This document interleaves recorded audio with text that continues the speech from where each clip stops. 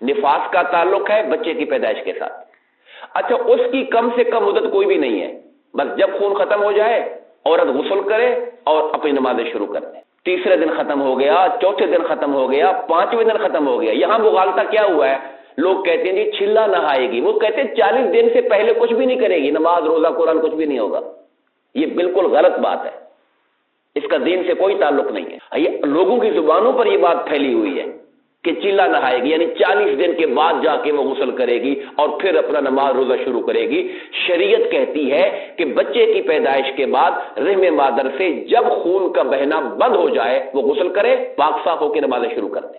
ہاں نفاس کی میکسیمم مدت 40 دن ہو سکتی ہے، اس سے زیادہ نہیں ہو سکتی.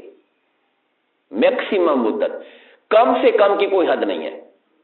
صحت کا اس سے تعلق ہے، اس کا تعلق ایک میڈیکل ایشو کے ساتھ ہے کہ وہ دوسرے دن، تیسرے دن، چوتھے دن، ہفتے، 8-10 دن کے بعد خون کا بہاؤ ختم ہو گیا تو اب عورت غسل کرے، نمازیں شروع کر دے.